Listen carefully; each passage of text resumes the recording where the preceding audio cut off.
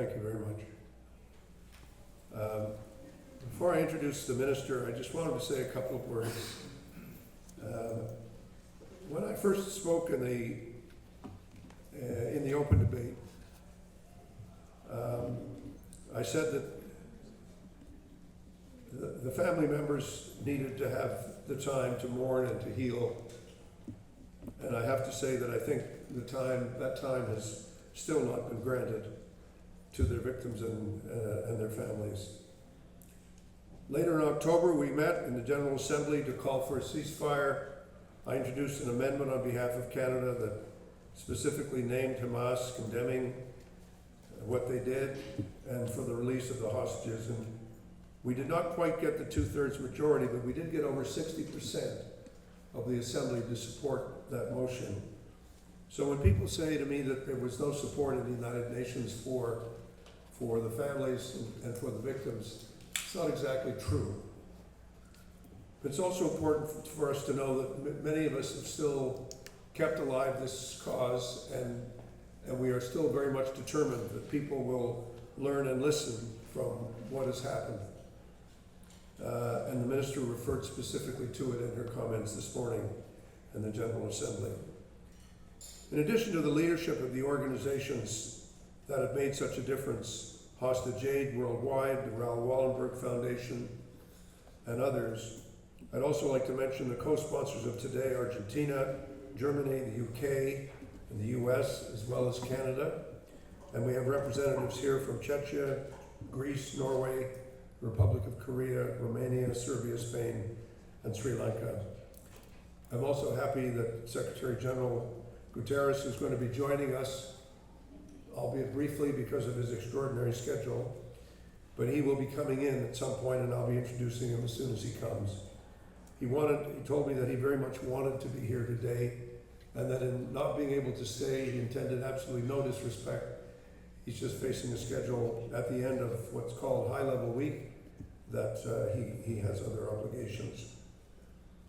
And I also have to say that when I introduce Minister Jolie, which I'll be doing very shortly, Minister, I can say that she also has to leave after her remarks. Madame Jolie has visited with families in Israel.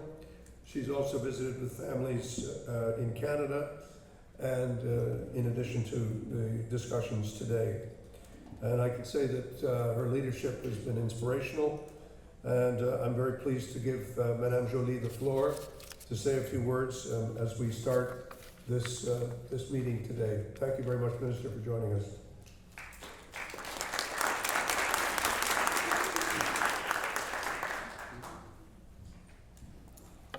Good, thank you, Bob. Good to see all of you.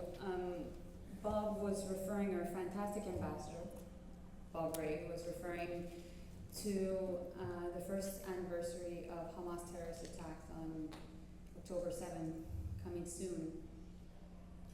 I remember that day, we all do, nearly a year ago, and within a week, my team and I were in Israel, meeting with the Canadians' families who had lost loved ones. 8 Canadians died that day. And I will remember forever the conversation I had with the family members. So we feel your pain. At the same time, I'm here also to speak today about an urgent and pressing issue, which is the global hostage crisis. And I, of course, would like to thank all those who've organized this event, from Hostage Aid Worldwide and the Raoul Wallenberg Center for Human Rights. And thank you for all that you do to pursue justice and assist hostages around the globe. I was with Erwin Cutler, a dear friend of ours, of Bob and I, in Montreal recently, and we know that Erwin has been a tireless advocate on this issue, and I know Brendan, who works with him, is here as well. And I would also like to recognize the many family members of hostages who are with us today. I've referred to those that lost, are waiting for loved ones or have lost loved ones that are here. And I know that there are some around the world. Your resilience, determination, and tireless advocacy are an inspiration for us all. Hostage taking around the world threatens to undermine the rules-based order, as we know, and this order is the foundation for international cooperation and prosperity, and it's been in place for now 80 years. Any citizen who works, travels, lives abroad is vulnerable to this threat, and we must never forget that at the heart of the situation are the victims and their loved ones. The pain and suffering you must endure is unthinkable, and yet you're extremely courageous to speak up. And as governments, we cannot forget that what we do is always about the hostages. We must honor their courage, and we must be unrelenting in our efforts to resolve their cases, protect their well-beings, and address this insidious practice so that no other have to endure what these hostages had to go through. And we know very well that addressing global challenges requires collective solutions.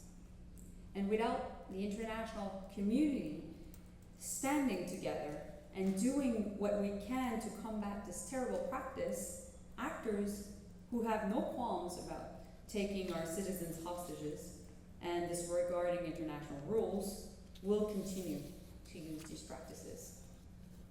So that is why Canada launched the Initiative Against Arbitrary Detention in State-to-State Relations now 4 years ago. The Declaration Against Arbitrary Detention is at the heart of our efforts to prevent the use of innocent individuals as pawns in geopolitical disputes. We're extremely grateful that at this point, 78 countries in the world have endorsed the declaration, and they come from all around the globe. And we hope that others will join us in this growing global coalition. And we think we can be an ally to all of those here today. Canada stands in solidarity with all of you, and will continue to do everything that is needed to bring your loved ones home. Thank you so much, Nancy.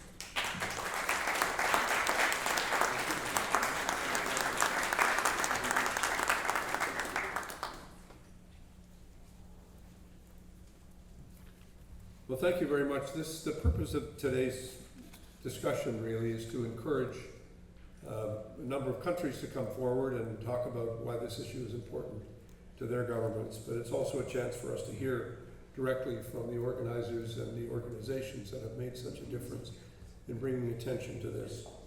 And we're really very, very, very happy to see so many people here today. I want to thank the Minister very much for her comments. And now I want to introduce the next speaker, Nizar Zakka, who is really a remarkable individual who's been an advocate for the release of hostages and others who are arbitrarily detained worldwide. He does so from direct personal experience, as after attending an event in Tehran in September 2015 on the empowerment of women, he in fact was held for 4 years. Since his release, he has founded Hostage Aid Worldwide, and he seeks to use AI to identify high-risk areas for future hostage taking. Nizar, the floor is yours. Thank you so much for coming.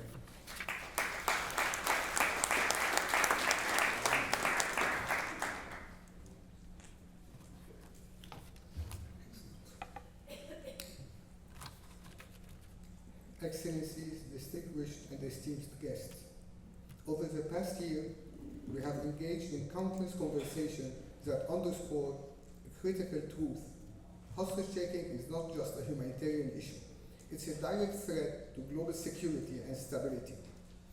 It destabilizes nations, undermines trust between governments, and fuels the machinery of terrorism and organized crime. Hostage-taking is not a regional issue.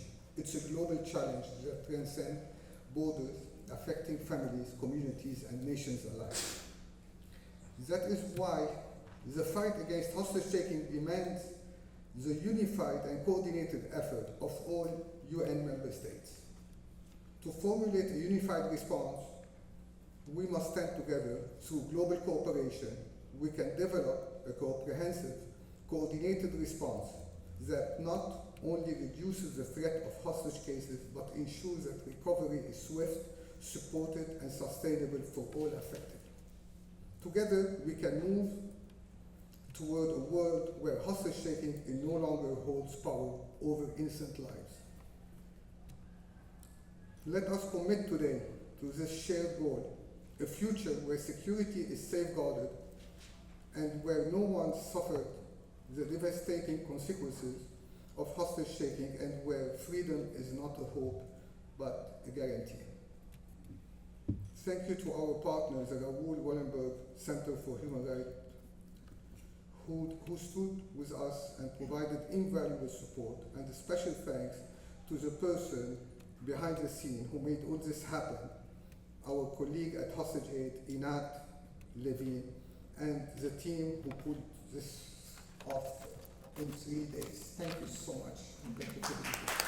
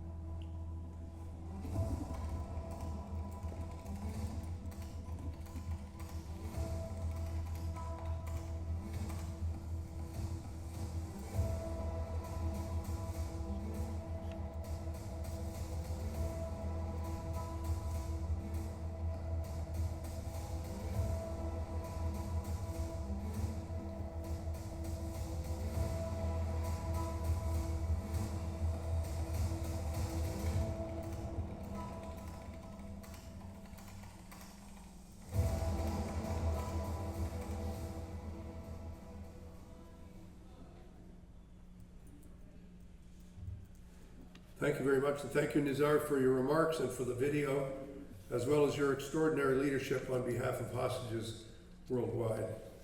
Next up, I'd like to introduce U.S. Deputy Permanent Representative Ambassador Dorothy Shea. While she's only just arrived in New York, she's hit the ground absolutely running.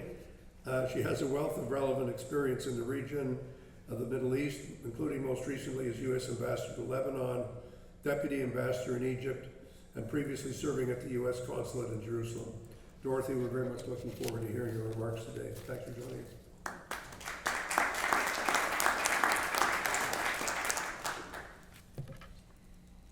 Well, thank you, Ambassador Bob Ray, for moderating this important discussion, and thank you all for being here with us. Thank you to Hostage Aid and the Raoul Wallenberg Center for Human Rights, Nizar.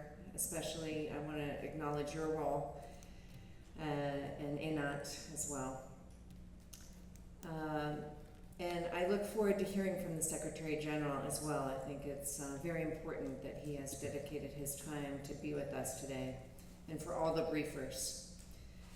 And I understand we'll be hearing from former Congressman Ted Deutsch, and also AJC CEO, as well as, obviously, the family and friends of those who have been or still are hostage, or those who have been lost in hostage situations or wrongfully detained. I am in awe of what you do, your courage and your advocacy. You have turned pain into purpose. It's truly remarkable. So colleagues, we're all here today because we have a shared urgent goal, and that is to bring hostages and wrongfully detained individuals home. Now, And as we meet innocent civilians around the world who are under the lock and key of state and non-state actors without cause and without respect for any rights, certainly without anything resembling a fair trial, to these bad actors, your loved ones are just bargaining chips. It's cynical and cruel and inhumane. They are sons and daughters, husbands and wives, parents and siblings. They're people who have endured so much unnecessary pain and suffering, and whose families lie awake at night wondering if they'll ever see their loved ones again. Let's be clear that hostage-taking in all its forms is a severe violation of human rights and international law, and those responsible must be held accountable.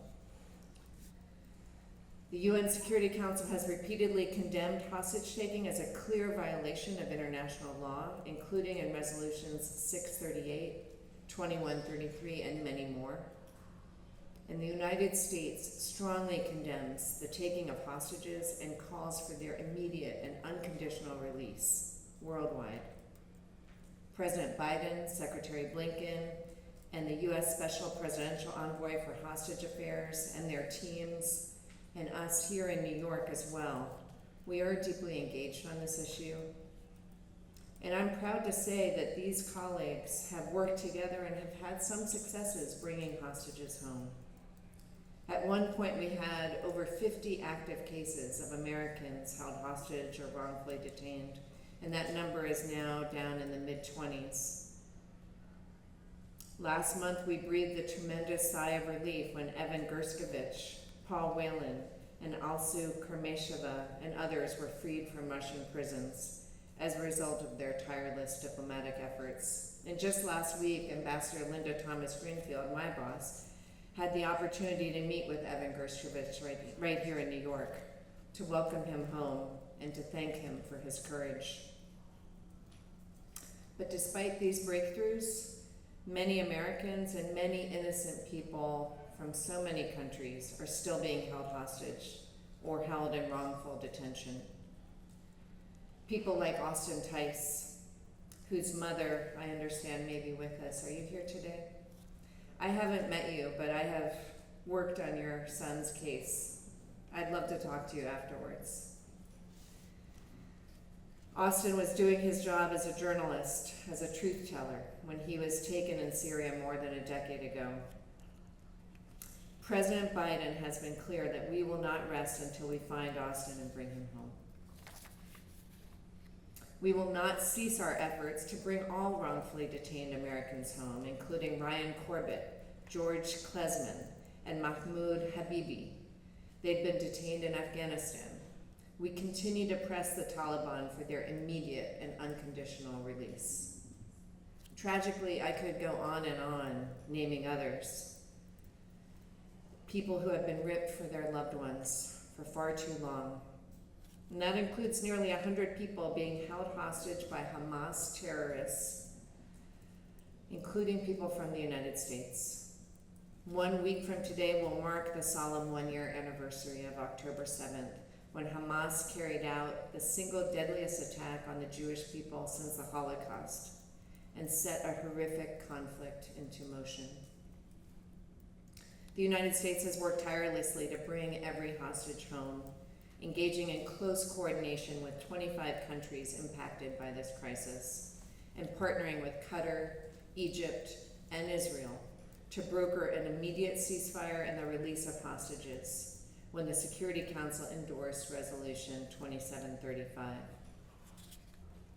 Unfortunately, there are still American citizens held by Hamas, and we won't stop until they are returned, including the remains of Itai Chen, Judy Weinstein, and Gad Haggai. On the 100th day of captivity, President Biden said that no one should have to endure even one day of what the hostages have gone through, much less 100 days. And here we are at nearly 365. We also continue to press Hamas to return Avera Mengistu and Hisham Asayed, and the remains of Oren Shaul and Hadir Godin. all held now for over 10 years. Colleagues, the United States continues to strengthen its counterterrorism measures to prevent such incidents and dismantle networks responsible for such heinous acts. And we are committed to pursuing justice for all of those who have taken hostages or had any role in such. We are working to deter and prevent future cases of hostage taking around the world. Through the Levinson Act, the United States has the ability to sanction the perpetrators involved in wrongful detentions, and we have used it to impose financial and travel restrictions against them. Partnering with civil society, we've met with hundreds of companies to equip travelers and reduce the risk for Americans traveling abroad. Here at the UN, we are working also to deter any kind of hostage taking through diplomacy and through raising the costs to the perpetrators. We have supported Canada's efforts to rally international support for the Declaration Against Arbitrary Detention in state-to-state relations, for example, which, as we heard, now has endorsements of over 80 countries, or close to 80 countries. We've worked with similar like-minded groups on collective action, most recently to successfully pressure Russia to release unjustly detained Americans. This is a global issue that demands global action. It demands partnership and solidarity, and it's in that spirit that I want to again thank the organizers of this event. And to the families of those who are held, let me reiterate this: the United States will not stop fighting to get your loved ones back. Never. Thank you.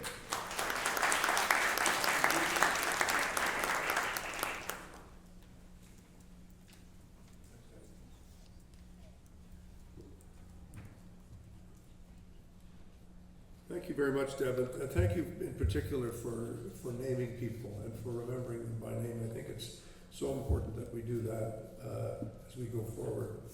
I'm very glad now to introduce my friend and colleague, the UK Permanent Representative, named Barbara Woodward. She was previously, before coming here, ambassador to China from the United Kingdom, and I can say that she is one of my okay, not allowed to have favorites, but she's a terrific ambassador and a great friend. Barbara, you're up. Thank you.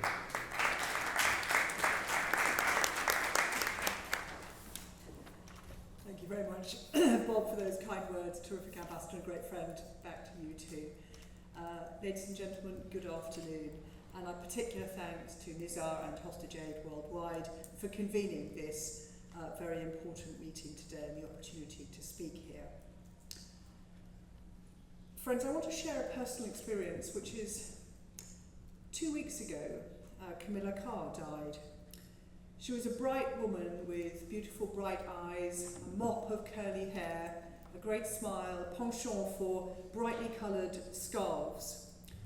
She and her partner went to Chechnya in southern Russia in 1997 to help the children who had been traumatised, a word we use very easily, but what it really means is that those children had their childhoods ripped away from them in war-torn Chechnya, living in rubble. She and her partner John had barely unpacked their car, barely unpacked the musical instruments, the toys, the big silk parachute she'd brought to help these children heal through play before they were seized by kidnappers one night in a night raid. They were held hostage for 14 and a half months. They were passed from kidnap gang to kidnap gang in search of a multi-million-pound ransom. They lived in appalling conditions. John was chained to a radiator while Camilla was taken out and raped in the next room. Being a hostage is a terrible experience if you live through it. It is a terrible experience for those who are on the outside, and I salute the people and the friends we have here today whose family members are held hostage in Gaza as we speak. How do I know all of this? Because as a junior diplomat in Moscow, I was part of the UK government team that was responsible for doing all we could to secure John and Camilla's release. We did that, and I will never forget the scenes at the airport when I brought John and Camilla home, when they were finally reunited with their families, their parents, Camilla's son, her sister, and all of their friends. Fast forward to today. Let's be clear, and I want to be absolutely clear again today, that we unequivocally condemn the hostage taking by Hamas. We unequivocally condemn the appalling events of the 7th of October, whose terrible anniversary we are approaching. It's been a privilege to meet the families and friends of those who've been taken hostage. I salute your courage. I thank you for speaking out for your loved ones. We continue to demand publicly in the Security Council and across the UN, back in the UK, our demand for Hamas to release these hostages and to release the remains of those who have died in captivity. We're also working as hard as we can to secure the release of the hostages, and we thank everybody involved in those efforts, whether they are civil society organisations but also the governments of the US, Egypt and Qatar. We are continuing too, of course, to provide ongoing support to British families for those hostages who have some connection to the UK. But as we heard from Foreign Minister Jolie and also from Nizar himself, hostage taking is a global phenomenon. It's a destabilising phenomenon. It goes to the very heart of a family, of a community, and of course of a country.